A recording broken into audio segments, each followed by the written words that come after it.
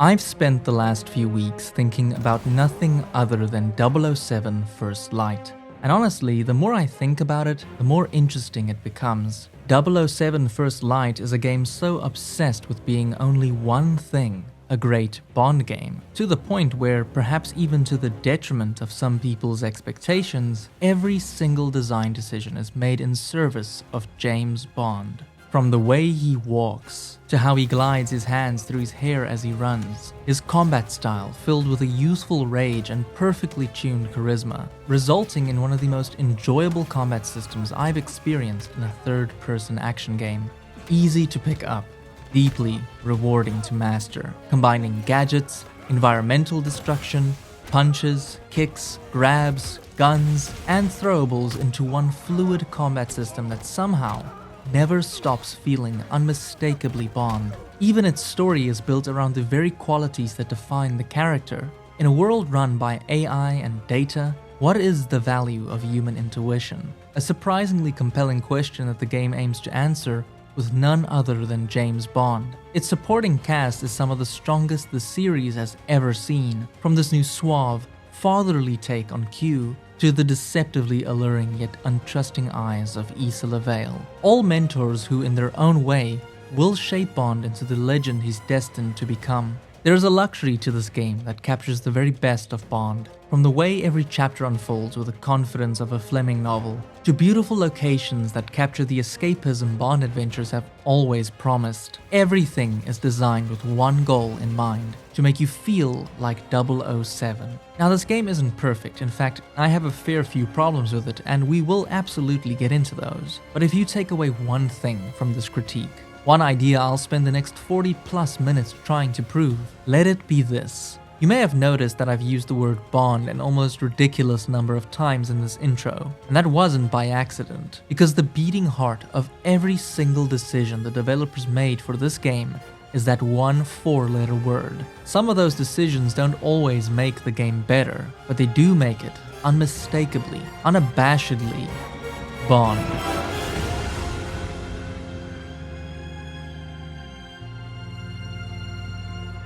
Do you have an appointment? The name's Bond. James Bond. He's with me.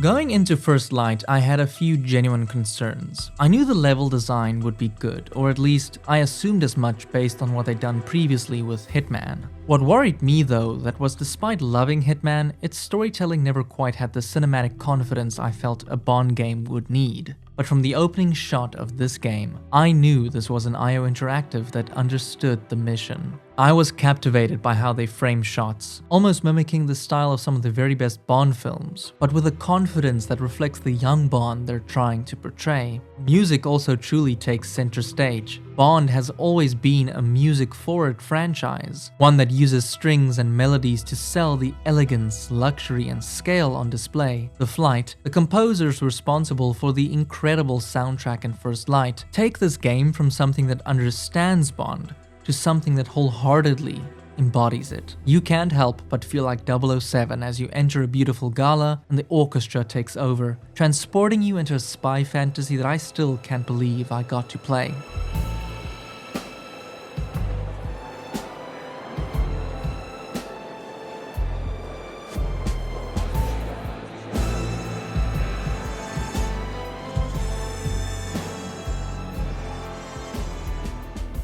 That attention to immersing you in the world of 007 extends to everything, from how QLab is depicted, allowing you to walk around and tinker with all the various gadgets on display, even letting you pick your own Q watch. This is honestly any Bond fan's wet dream, and IO knew that. You can spend hours overhearing conversations between technicians, finding callbacks to previous films, and watching engineers prototype various gadgets.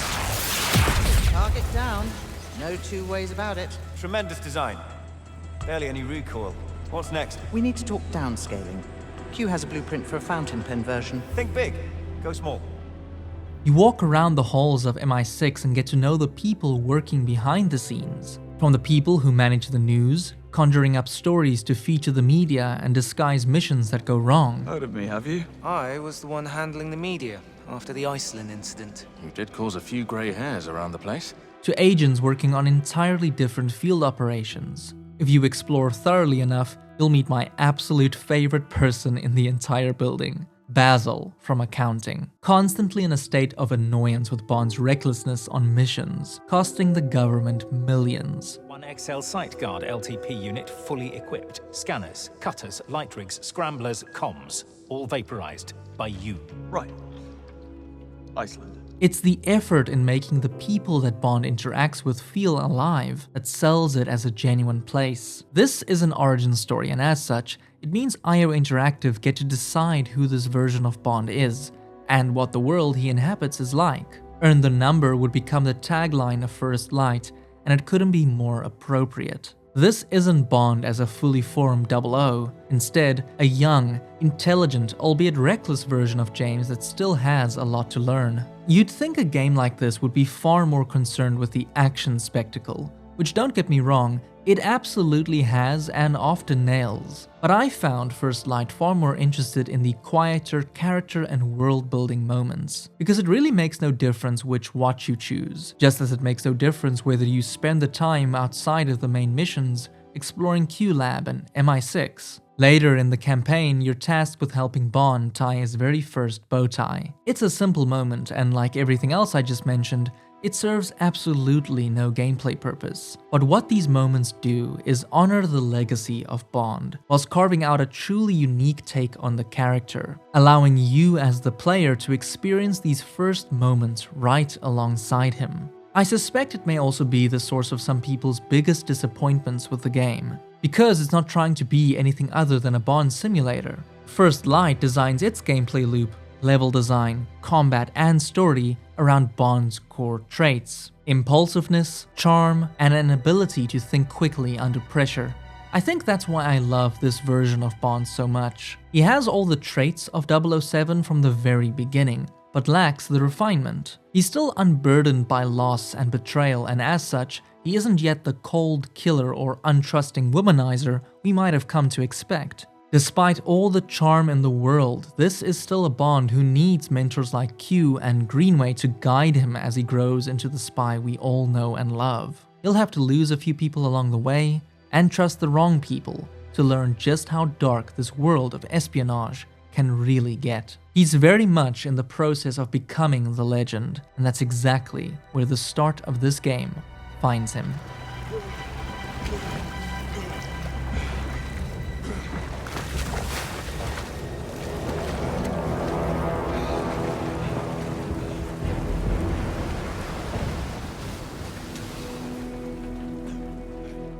The opening chapter, aptly named Against All Odds, encapsulates the entire core thesis of IO Interactive's narrative. Bond is a nobody, a simple air crewman who, alongside the rest of his Royal Navy unit, is shot out of the sky by a mercenary group.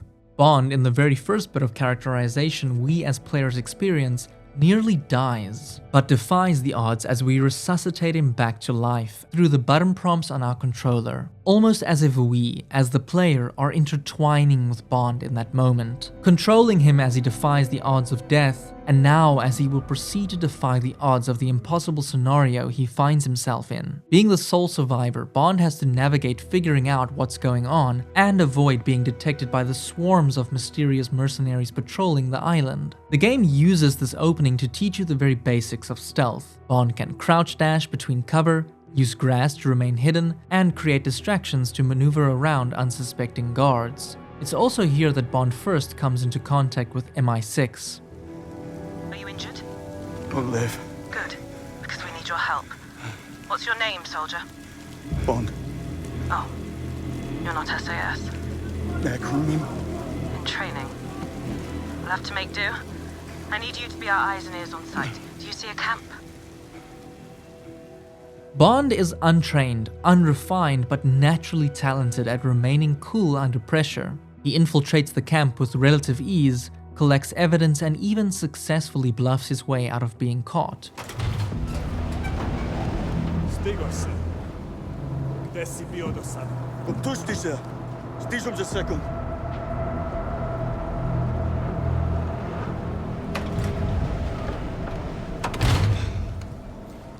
You speak Serbian? Montenegrin. Picked up a few phrases while mountain climbing there. Ultimately, Bond helps MI6 understand what's happening by identifying the group as Arrowhead, mercenaries who seized the retrieval camp in an effort to steal MI6's crashed surveillance satellite. Bond has already proven he can be effective in the field despite having very little training, but it's only when he's ordered to stand down and simply wait for extraction that we see who he really is. I think some of the others are still alive, but the hostiles plan to blow up the place. You need to get out of the blast zone. Oh, I need to save those people. That is not your call. Stand down. That's an order. Listen carefully. You have less than 1% chance of success. Now stand down. I'll take those odds. Bond. This moment where Bond refuses to listen is truly what this story is about. He will defy orders to save a life. He will go against the odds because it's the right thing to do. Not because he knows it will work out, but because he's willing to die trying. What we don't know at this point is that those odds he was given were actual odds, calculated by Thea, a quantum computer that essentially runs MI6. Thea synthesizes millions of data streams instantaneously to make statistical deductions on matters of national security. Since its activation, we've saved more lives, thwarted more attacks, lost fewer people. That was Thea, in Iceland, in case you were wondering, guiding you every step of the way. And yet it was wrong. Yet it was wrong. Bond successfully saves those people, albeit in the most reckless and dangerous way possible, but he beats the odds because of one thing: human intuition. The one thing artificial intelligence could never understand. What is this now? You want to blow us up Yeah, thinking about it. and destroy the asset? MI6 would never. I'm not MI6. Bond saying "I'm not MI6" as he blows the whole island up and we flow into the beautiful title sequence is just as cool as it is thematic. MI6 no longer has a 00 program because it's run by a supercomputer capable of predicting every possible outcome, and as a result, making human intelligence increasingly irrelevant. Yet in that very moment, Bond proves something the new head of MI6 already believes. You see, I strongly believe that there is still a need for such human flourishes as heart and intuition in modern spycraft. In fact, that's the very reason I'm bringing back the 00s. Bond isn't MI6, but he's exactly what the MI6 needs. So Bond is enlisted into the newly reopened 00 program and shipped off to training school. It's here where we meet Greenway, someone who will act as a pivotal mentor to Bond. Greenway is our training instructor tasked with shaping the very best talent into future 00 agents. Talent that from the very beginning, he just doesn't believe Bond possesses. He's basically that teacher who for no apparent reason seems to hate your guts and wants you to fail. And in a genuinely brilliant stroke of genius, the developers decide to teach us all the fundamentals of combat, stealth and driving through a classic movie-inspired training montage. Showing in rapid succession Bond gradually improving his skills, beginning with the fundamentals of blocking attacks, running obstacle courses against the clock, and quickly hitting targets on the shooting range. Top that. Hit 3 targets.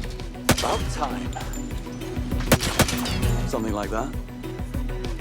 Eventually learning to combine everything that he's been taught into one fluid combat style, running and gunning, improvising as he runs out of ammo, throwing an empty weapon at an enemy, disarming them, and then immediately using their gun to take out another opponent. This montage is honestly fantastic, but more importantly, it reveals to you as the player the type of combat that this game wants to incentivize for Bond. One of constant forward momentum, because that's core to, well, being Bond. You'd be forgiven for believing this is a stealth game given how this game opens, as the first thing you learn to do is hide, when in fact that's just more of a narrative choice. Bond is defenseless right then, but as the game unfolds you will become proficient in combat, and the gameplay style that's heavily incentivized is one where you adapt like Bond would adapt and use his instincts to keep moving forward. Bond as a character never waits patiently. Part of his charm is that he's kinda reckless like that. So sure, you could be stealthy, but things could go wrong. And it's here where in any other stealth game, you'd either reload or fail. This game just allows you to be James Bond. Bluffing is your first line of defense. True to the character in every way, when caught, Bond essentially bullshits himself out of a tight spot, conjuring up a lie that is often as funny as it is convincing. Oi, have you seen a woman? One of the suspects. I saw her crawl out a window and followed her this way. To further emphasize my earlier point about the game only wanting to be a great Bond game, your core resource for bluffing is literally called instinct, and you gain your instinct by, plainly put, doing Bondy things. Or even more plainly put, doing cool spy shit. Performing silent takedowns, eavesdropping on conversations that give you an edge during infiltrations or offer valuable intel to progress through the mission, and killing enemies cleanly with headshots and successful finishers. One of my biggest concerns going into First Light was the combat, because in all fairness, that has just never been IO Interactive's strength. But oh my goodness, if this isn't the combat system of my dreams. I am not over-exaggerating when I say this combat system is generational, but you only realize that if you take the time to understand it. You could just as easily dumb the game down for yourself by treating it like a traditional cover shooter, failing to realize that the best way to play it is to never truly slow down. You're always intentionally kept a little low on ammunition, encouraging you to push towards enemies that still have guns. It's such a smart design choice that might piss people off if they don't understand what IOI is trying to do. They want you to run out of ammo, so that you don't just rely on shooting or hiding behind cover. Instead, throw your gun at an enemy's face, momentarily stunning them as you sprint towards them. From there, they want you to engage with the combat system. Either grab his gun and keep shooting, or start using punches to further stun, dodges to evade, and grabs to completely change the dynamic of the fight. You could grab a guy and then rush towards an edge, you could rush and throw him into an absurdly explosive fire extinguisher, or simply throw him into another enemy. At its heart, it's a combat system built around improvisation. Nowhere is the idea of moving forward as the incentivized playstyle more obvious than with the way Bond can kick up a gun from the ground while sprinting. Firstly, what a cool move, man. The animation is so sleek, but it's also designed to not break your momentum. You don't stop, you don't bend down to grab it, you just effortlessly move through the animation. Bond as a character makes shit up as he goes, and they want the gameplay to replicate that feeling. That's why almost everywhere there's a perfectly placed glass bottle to throw in someone's face, or a conveniently explosive structure you could shoot with your last remaining bullet. Everything is so breakable and tactile in this game. Cover breaks, forcing you to move. Glass shatters. Clocks break. Seriously, whoever worked on the destructibility in this game, my hat goes off to you because it takes this game to such an unprecedented level of fun. I think it's the coolest thing ever that being without a gun makes no difference to Bond, because almost every surface in this game becomes a weapon he could use. Knowing that I could smash someone's head into a server and watch their whole body get electrocuted, then just as easily vault over, throw a hammer into his friend's face and finish him off in style, it seriously doesn't get much better than that. Boss fights like the one against the Murder Twins take place in these elaborately designed locations filled with breakables. In this case, an underground wine cellar packed with expensive vintage wine. I was laughing out loud as I fended off two assassins while simultaneously smashing their heads into wine racks and throwing bottles that presumably cost thousands with absolutely no remorse. This is James Bond. He makes a mess of things, but he gets the job done anyway, and the combat perfectly captures that feeling, especially when you layer in the one thing I haven't even mentioned yet: gadgets. How about that? I'm sure Q's waiting for you.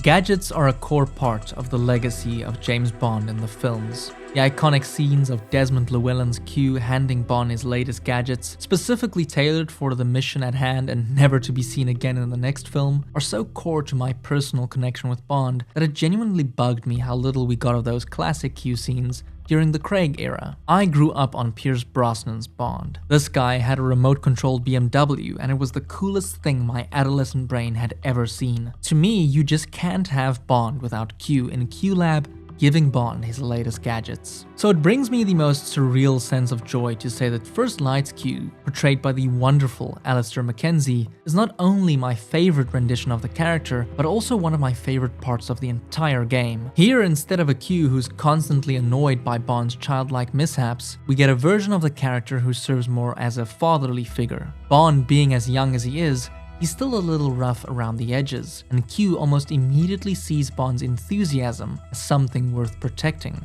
This version of Q has some serious style, a sophistication that feels uniquely his own, and I love the in-universe explanation the game gives for why Bond's watch is an Omega, why his clothes are always so perfectly tailored, why the cars he gets to drive are Aston Martins. It all boils down to Q, a man who appreciates the finer things in life, and in his own way, begins to teach Bond to do the same. That's nice.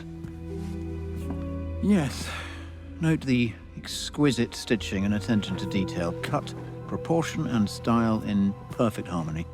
In classic Bond fashion, before almost every mission we get a gadget briefing from Q, showing the capabilities of the tool and the situation in which it should be used. Now this could have easily been relegated to a quick cutscene, but the fact that the developers took the time to make these moments playable tells me they understand exactly what Bond fans want. Because yeah, I want Q to tell me what my gadget does through an elaborate explanation, despite its core functionality being rather self-explanatory. A shockwave camera creates a shockwave, but when Q says it, it sounds a whole lot better. This here is a shockwave device. It triggers a small, directed propagating disturbance that staggers opponents on impact and causes medium damage to body armor. Try it out, why don't you? All right. So, your gadgets. You have a laser strap that staggers and blinds opponents, opening them up for a quick takedown. It can also burn open locks and create distractions. The Q Watch does something similar, primarily acting as a distraction tool by interfering with electronics in the environment. Smoke Pod disorients enemies and reduces their visibility. The Dart Phone is a classic Hitman-style gadget, mostly used in stealth to poison unsuspecting guards and get them out of your way without causing a fuss. The Flashmine earbuds stick to almost every surface and basically eliminate any victim they get attached to, while simultaneously stunning anyone nearby and opening them up for a takedown as well. Lastly, and probably the most overpowered gadget of them all, the Missile Pen. I mean, do I really need to explain that one? All these gadgets are fantastic, but it's only once you combine them with shooting, hand-to-hand combat, environmental hazards, and all the other tools at your disposal that you realize just how many options any given fight presents. They truly created one of the most robust combat systems ever put into a linear third-person adventure game, yet it feels so unmistakably Bond. I do, however, have one major problem with how the game balances its higher difficulties. The idea of recharging your gadgets with chemicals and batteries scattered throughout the level never really appealed to me, but on intended difficulty it almost doesn't matter because those resources are so abundant that you rarely have to think about finding them. On purest difficulty though, those resources are halved. Suddenly, an already slightly silly way of recharging your gadgets becomes impossible to ignore as you run around like a coke addict, looking for your next fix. They also restore far less charge once you do find them, so after a while I just simply stopped going out of my way to collect them, and as a result, stopped using my gadgets as much. Which is a shame because gadgets are the final piece of what makes this combat system so special. Ironically, the very thing the game is trying to discourage,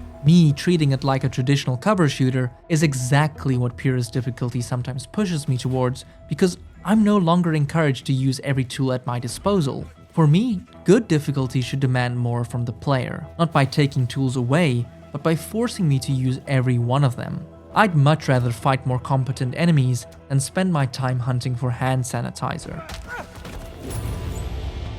You people need to work on your communication. I know it's a minor gripe, but I just can't help but feel there must be a more elegant solution to this problem, and I kinda hope they rebalance it in the future. To be fair to them though, I suppose scattering these resources throughout each level does encourage exploration to a certain extent, because without them you'd probably never wander too far off the beaten path, unless you're a fanatic like me who needs to see absolutely everything each level has to offer. And trust me, every single location just somehow gets better than the last.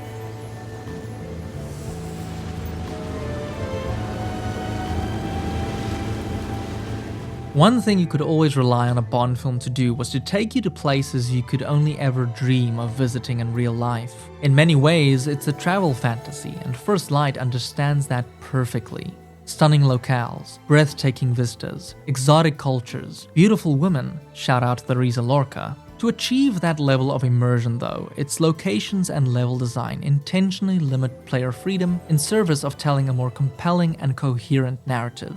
Streamlining your options to only a handful of ways you could approach any given scenario, all in an effort to remain true to the character of 007. In essence, this means you can't kill every person you see in a room like you could in Hitman, because Bond would never do that, but he would eavesdrop on a conversation, use that information to bluff his way into a restricted area, or flirt with a hotel concierge to gain intel on someone he's tracking down. Busy day? Fully booked as always. We're not the region's favorite romantic getaway for nothing. No, I can see why. You into chess? I'm more of a snooker girl. I was initially a little disappointed by the lack of options these more open sandbox sections present. Being a regular Hitman player comes with a certain expectation of player freedom, but crucially, Agent 47 is a blank slate, a character intentionally designed to be no one. Bond isn't. He has established lore, character traits, and relationships.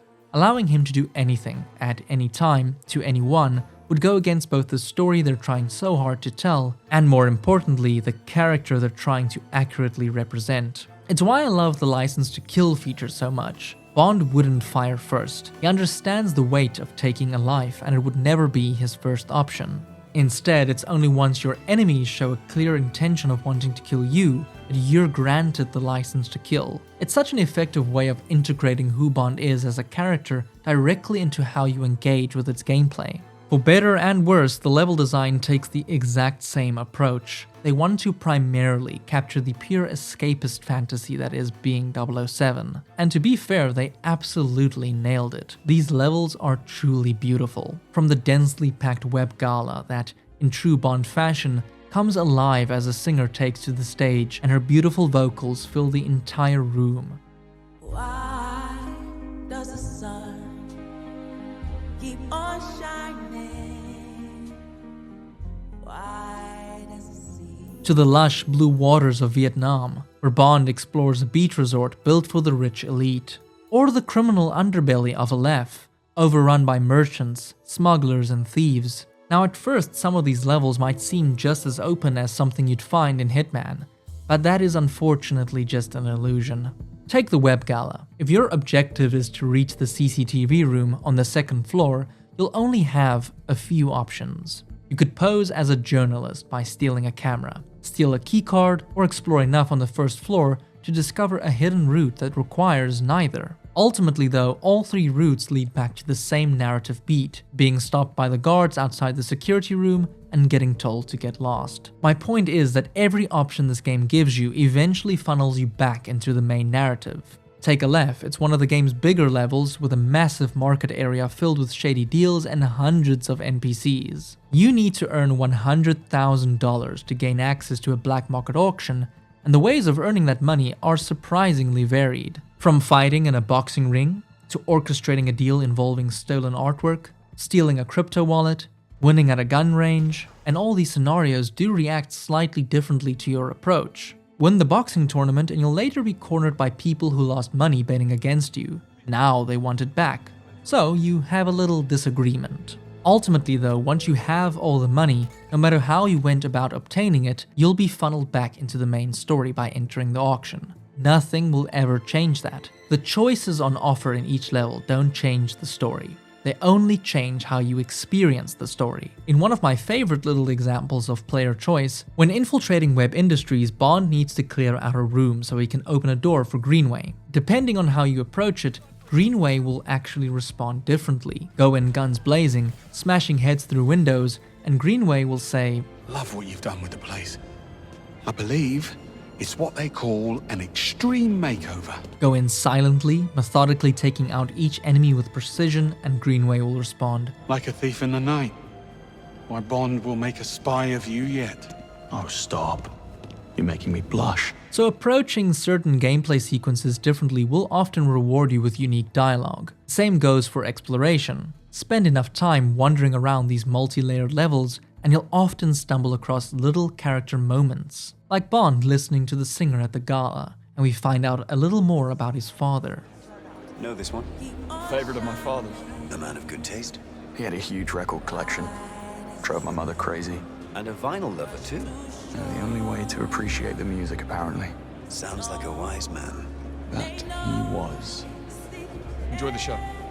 Again, it's nowhere near as systemic as Hitman, but it's reactive in these smaller, contextual ways that always either elevate the main story, flesh out the level you're exploring, or give you little character moments that tell you more about who they are or who Bond is. This is the DNA of IO Interactive's classic level design, just placed in a far more linear game.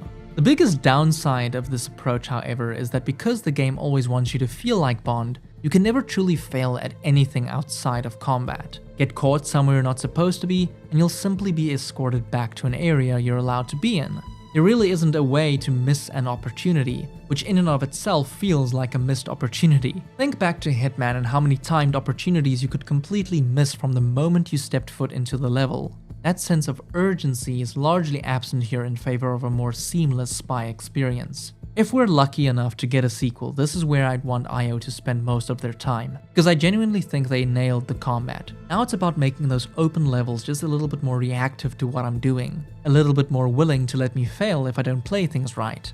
The resort is probably the best example. You need to plant Q trackers on 3 different people spread across the resort. At first, that sounds like 3 completely different infiltration puzzles, and I was genuinely excited. But in practice, they all play out quite similarly. With Ramon, you either sneak in silently or disguise yourself as a yoga instructor. With Ellis White, you either sneak in silently or steal an invitation to his party. With Teresa Lorca, you guessed it, you either sneak in silently or poison someone at the spa so you're allowed inside. For someone playing First Light once, I guess the amount of options on offer is fine. But for someone like me who wanted to replay these levels the same way I've replayed Hitman for hundreds of hours, I couldn't help but wish there were more options than 2 available for each objective. A few people have also criticized First Light for padding out its length with dull climbing sections and drawn-out puzzles. Now, I disagree with the word padding, but I could easily see those things get cut first in favor of them developing more options to tackle these sandbox levels in a sequel. I also feel like the driving was surprisingly underutilized. In the training montage, you're essentially racing against the clock, maneuvering around corners, and I was surprised by how well the car handled. Now, it's not trying to be the next Forza, but it's much better than it has any right to be, which makes it all the more disappointing that almost every other driving sequence in the game is basically just in a straight line. The main show-stopping chase in Slovakia never really feels like a chase because you never gain ground on your enemy. No matter how fast or well you drive, no matter how slow or badly you drive, the result of the chase remains exactly the same, which feels like a massive missed opportunity to add some skill checks and really force the player to engage with the driving in more ways than simply holding down the accelerator and not driving into a wall. It's done this way because they want you to feel as cool as James Bond. So much like the level design, they simplify it to the point where it's almost impossible to fail. I could learn to accept that philosophy in these sandbox sections, but here during the driving sequences, it just feels like the game doesn't trust me enough to let me fail. I know they'll be adding driving challenges to tax them, which is nice, but it's certainly something the sequel needs to incorporate far more into the main story. But in many ways, this just feels like complaining about the lack of food after spending years asking for water. Before launch, my biggest concern was never the level design, the combat, or the driving. It was the story. Reimagining Bond, telling his origin story, making us care about an entirely new cast of characters. It's a massive undertaking for any studio, even one as experienced as IO Interactive. Had they failed, everything I had just spent all this time critiquing wouldn't have even mattered. Thankfully though, this just so happens to be my favorite Bond story of the last decade.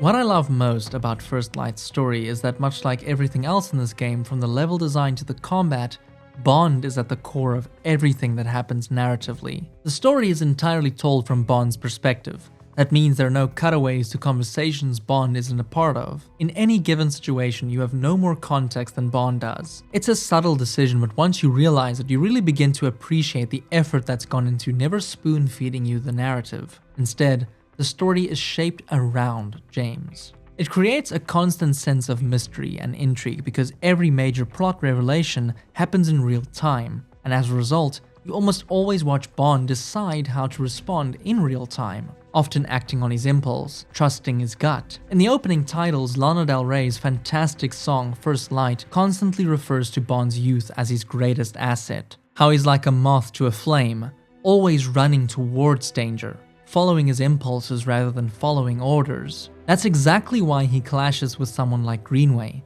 but immediately connects with someone like Isola.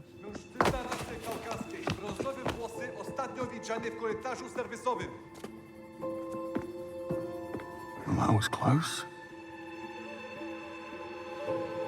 Don't get used to it.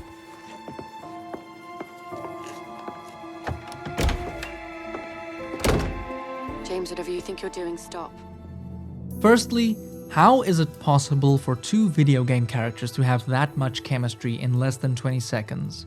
It's mind-blowing. Isola almost represents that metaphorical danger that Bond instinctively runs towards. He knows she's manipulative, he knows he can't trust her, yet he's drawn to her anyway. She uses Bond to get what she wants, and Bond knows it, yet it's this almost visceral connection they have that makes the relationship so compelling to watch. They're constantly trying to outsmart one another, yet neither of them can completely stop their feelings from bleeding through the banter. Right up until the final moments of this game, you're never entirely sure which side Isola is really on. It's only when she pulls Bond from the water that you finally know. Isola is, first and foremost, out for herself, but there is something about Bond, whether it's his charm, his intuition, or his unwavering loyalty to the people he loves and the country he serves, that she simply can't help but fall for. As she says, she wants what she wants, even if it's something she knows she can never truly have. What's this? Vodka martini. Shaken, not stirred. What's the difference? I want what I want, James. James falls for Isola because, much like him, she's a creature of intuition. The difference is that Bond's intuition is often guided by what's best for the people he cares about. Isola's intuition is almost always guided by self-interest, and that's what makes her so dangerous. And it's exactly why I think she's one of the best new characters this franchise has introduced in years. A true force for James Bond to be reckoned with, and I genuinely can't wait to see where they take her next. Now, Greenway, on the other hand, he's what happens when you stop trusting your intuition and simply do what you're told. Greenway lost himself in the process of working for MI6. He became incapable of trusting or loving anyone after Operation Nightfall. When Thea, the quantum computer from Web Industries, was first introduced into MI6, it uncovered a mole ring inside the organization. Many high-ranking agents were revealed to be traitors, including one of Greenway's closest friends, 009. Greenway was tasked with the terrible objective of hunting them down. Operation Nightfall cemented itself as a massive success for Thea, but a devastating tragedy for Greenway. 009 escaped, but it still cost Greenway everything. Half this job is doing something you'd rather not. The sooner you learn that, the better. It's another reason I love this rendition of Bond so much, because perhaps more than any other version, he's portrayed as a genuine hero. Still unburdened by betrayal, he's flawed like the rest of us. He has vices, but he follows his heart and genuinely values the people in his life. Patrick Gibson expertly portrays a version of James Bond that is genuinely having fun, and I find that so bloody refreshing. Tell me you're not checking out. I'm being upgraded, actually. Of course you are. I know for some the opening hours might feel a little slow, having to go through months of training before heading out on an actual mission, but personally I loved it. It establishes the camaraderie between everyone in the 00 program, especially Cressida and Monroe. Watching the three move in together, train together, banter, make a mess of things, it all makes their friendship feel so real.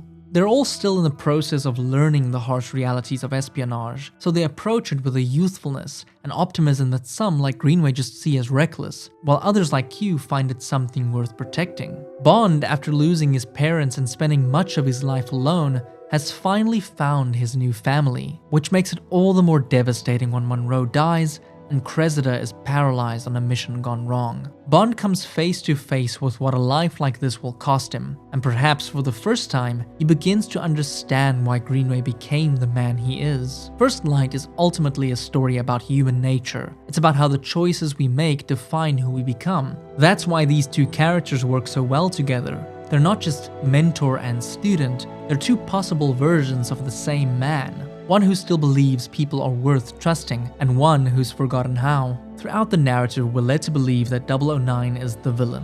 Yet in Mauritania, we find him dead, and for Greenway, it's case closed. But Bond almost instinctively feels something is off. His youthfulness and inexperience provide an almost blind optimism that constantly forces Greenway to challenge his own perceptions. It's Bond's willingness to question events, to challenge assumptions, to trust his intuition, that ultimately uncovers the truth that Thea makes mistakes.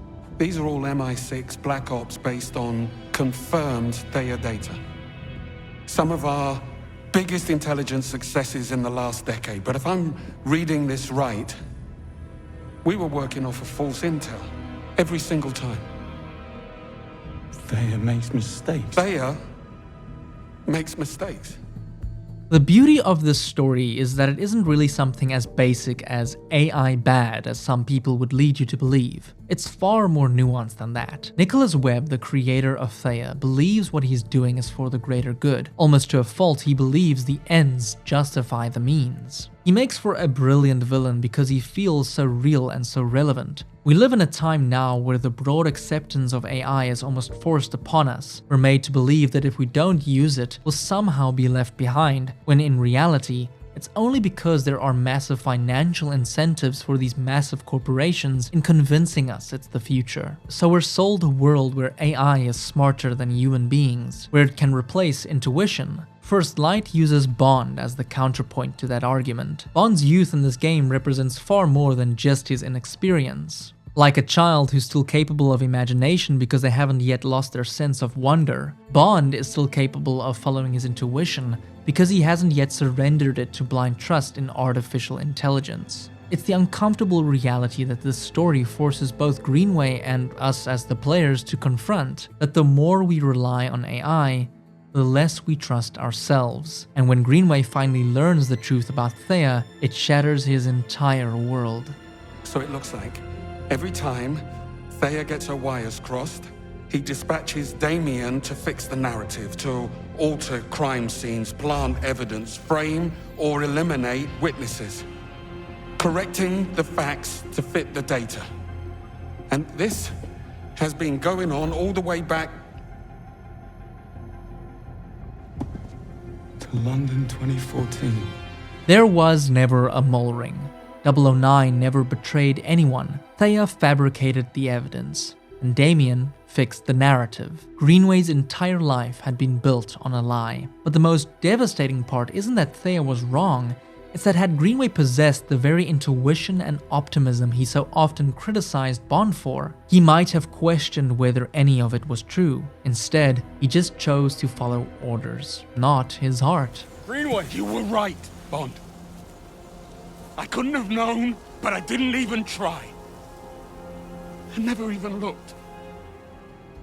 I just want to quickly interject with a little side tangent on the villains. I loved Nicholas Webb. He has a god complex to the point where he genuinely believes all the lies are worth it, yet the way he speaks to Bond almost carries a layer of respect. He values Bond's ability to think for himself, and his motivations are layered enough to be less about being evil and more about a misguided sense of obligation to change the world. Damien, on the other hand, was quite underwhelming. The golden masked fixer, who essentially exists to clean up Thea's mistakes, ended up being far cooler in concept than in execution. I really loved the golden mask. It's such a striking, instantly recognizable visual. Yet he rarely wears it, and if we're being honest, it's the most interesting thing about him. By the time he returns for the final showdown, now bigger and stronger than before, I was kinda over it. I actually think his first death scene would have been a far more impactful place to leave his character. Instead, He survives, and then the least interesting boss fight ends up being paired with the least interesting villain in the game.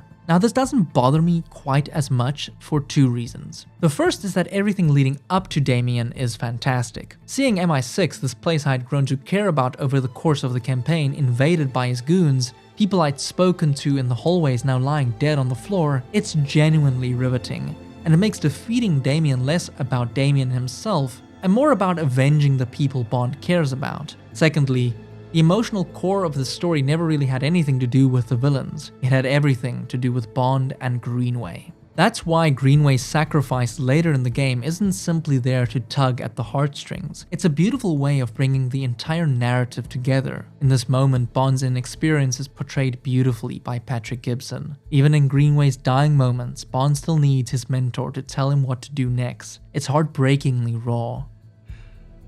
What do I do? I need you to tell me what to do. Just sit for a bit. To have a moment like this in a Bond game and have it land as well as it does, is nothing short of remarkable. You've got heart, Bond. You're just what we need right now. I don't know why I didn't see it before.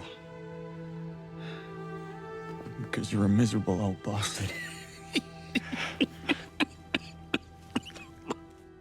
In a lesser story with a lesser Bond, this moment would fall completely flat, but having the entire narrative build towards not Bond changing, but Greenway, for them to finally see eye to eye, for Greenway to finally understand Bond and what makes him special. Because in the end, Greenway didn't just save Bond's life, Bond saved Greenway's humanity.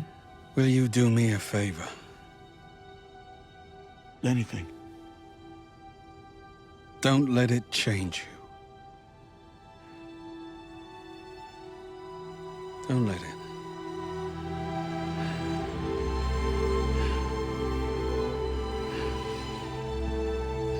Is there anyone I should contact? Greenway. John.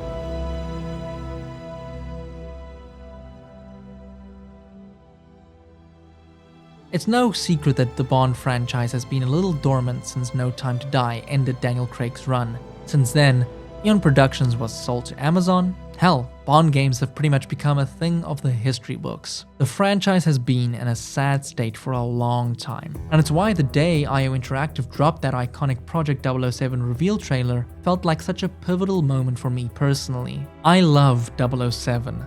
And I love Hitman. It's a match made in heaven if there ever was one. To finally have the game in our hands a full 6 years after the first reveal, only for it to excel at just being one thing, a great Bond game, is honestly something I don't think I'll ever take for granted. Even now, after more than 8,000 words, I still struggle to find the right way to simply say thank you to IO Interactive for crafting this game with such an obvious love for the character of James Bond, and for bringing him back in such a meaningful way. The core of the narrative is Bond. As Q so poetically tells him, he brought about a change that MI6 and Greenway desperately needed. I knew him for 25 years. The good years and what came after. Operation Nightfall changed him. He slipped into darkness. Never could find his way out until you came along. The first light in more than a decade. IO Interactive could have easily done what Activision did, slap the words James Bond on the box but have it represent nothing of the character. Instead, they created a game that some people probably won't like because it's so undeniably Bond. They designed a combat system that functions like a character study. They honored the past whilst carving out something truly new and fresh. They created a story where James Bond is the catalyst for everything that happens and everything that changes. But more importantly, just like for Greenway, they created the first light this franchise has seen in more than a decade. If you enjoyed this investigation into 007 First Light, consider leaving a like, as it really does help me. And subscribe if you'd enjoy a channel that, simply put, investigates some of your favorite games. I'll see you in the next investigation. Thank you so much for watching.